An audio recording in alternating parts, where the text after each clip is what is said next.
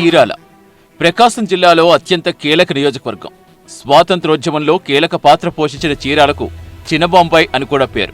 అలాంటి చీరాల అసెంబ్లీ ఎన్నికలప్పుడు hot topic అయినా ఈసారి ఈ సీటుకు మరింత మసాలా యాడ్ అయింది. అందుకు కారణం వైసీపీ అభ్యర్థి ఆమంచికి పోటీగా సీనియర్ నేత కరణం బలరాముని చంద్రబాబు బరిలో దింపడమే. ప్రకాశం జిల్లాపై తనకున్న పట్టు, చంద్రబాబు సమకాలికుడిగా తనకున్న పేరు ప్లస్ అవుతాయనేది బలరాం అంచనా అయితే, తన సామాజిక వర్గమే తనకు అసెట్ అవుతుందనేది ఆమంచి ధీమా. ఇలాంటి పరిస్థితుల మధ్య చీరాల పోరు ఇప్పుడు రసవత్తరంగా మారింది.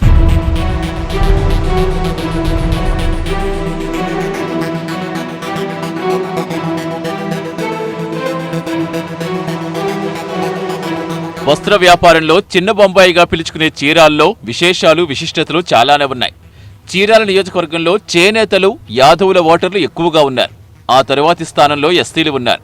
ఆ తరువాత ఆర్యవైశ్య సామాజిక వర్గ ఓటర్లు ఎక్కువే. మిగిలిన సామాజిక వర్గాల వారి ఓటర్ల శాతం తక్కువగా ఉంటుంది. వీరిలో ఆర్యవైశ్యులు, చేనేతలు ఎన్నికలను ప్రభావితం చేసే సామాజిక వర్గాలుగా ఉంటాయి. ఆ తరువాతి స్థానంలో ఎస్సీ సామాజిక వర్గం ఓట్లు కీలకంగా ఉంటాయి. చీరాల్లో మొత్తం 1,90,448 మంది ఓటర్లు ఉన్నారు. ఇన్ని సామాజిక వర్గాల కలబోతగా ఉన్న చీరాల నియోజకవర్గ గెలుపును అత్యధికంగా ప్రభావితం చేసేది మాత్రం చేనేత వర్గాలే.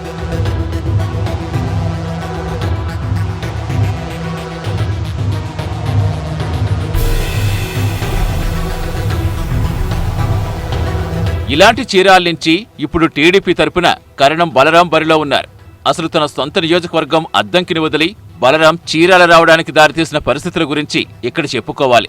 రోసయ్య శిష్యుడిగా రాజకీయాల్లోకి ఎంట్రీ ఇచ్చి వరుసగా 2 సార్లు ఆమంచి ఎమ్మెల్యే అయ్యారు. గత ఎన్నికల సమయంలో చేరినా టీడీపీ టికెట్ ఇవ్వకపోవడంతో చీరాల పరిరక్షణ సమితి పేరుతో పార్టీ పెట్టి ఎమ్మెల్యేగా గెలిచి తిరిగి టీడీపీలో చేరారు. ఇక స్థానిక టీడీపీ నేతలతో ఉన్న విభేదాలు, అప్పటికే వైసీపీలో చేరిన దగ్గుబాటి కుటుంబం నుంచి ఒత్తిడి కారణంగా ఆమంచి ఎన్నికల షెడ్యూల్ విడుదలయ్యాక వైసీపీ తీర్థం పుచ్చుకున్నారు. తాను బుజ్జగించినా వినకుండా చివరి నిమిషంలో ఆమంచి తనకు హ్యాండ్ ఇవ్వటం చంద్రబాబు ఆగ్రహానికి కారణమైంది.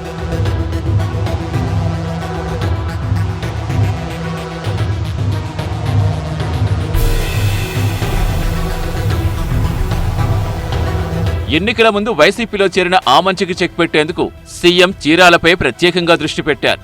ఈ క్రమంలోనే తనకు అత్యంత సన్నిహితుడైన పార్టీ సీనియర్ నేత కరణం బలరాం కృష్ణమూర్తికి టికెట్ ఇచ్చారు. అద్దంకి సీటు తన ప్రత్యర్థి గొట్టిపాటి రవికుమార్ ఖరారు చేయడంతో అసంతృప్తిగా ఉన్న బలరాం బాబు సూచనతో చీరాలకొచ్చేశారు. నిజానికి ఇక్కడి నుంచే బలరాం రాజకీయ ప్రస్థానం ప్రారంభమైంది. ఆయన స్వగ్రామం తిమ్మసముద్రం ఈ నియోజకవర్గానికి సమీపంలోనే ఉంది. యువజన కాంగ్రెస్ నేతగా చీరాల నుంచే రాజకీయాలు ప్రారంభించిన బలరాం అద్దంకి, మార్టూరుల్లో గెలిచినప్పుడు కూడా చీరాల నుంచే రాజకీయాలు నడిపేవారు. బలరాంకి ఇక్కడి అన్ని వర్గాల వారితోనూ సన్నిహిత సంబంధాలు ఉన్నాయి.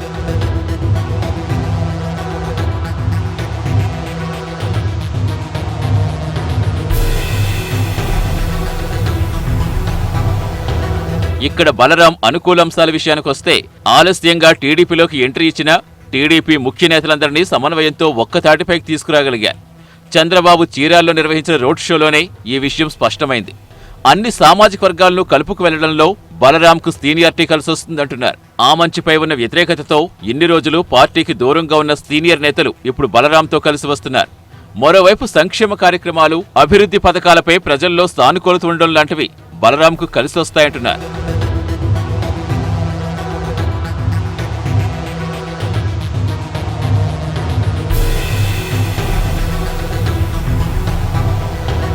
ఇక ఆమంచి విషయానికొస్తే తన వర్గాన్ని కాపాడుకోవడంలో తిరుగులేని నేతగా ఆమంచికి పేరుంది. తన సామాజిక వర్గం ఓటర్లు మెజార్టీ స్థాయిలో ఉండటం కలిసొస్తుందని ఆమంచి లెక్కలు కడుతున్నారు.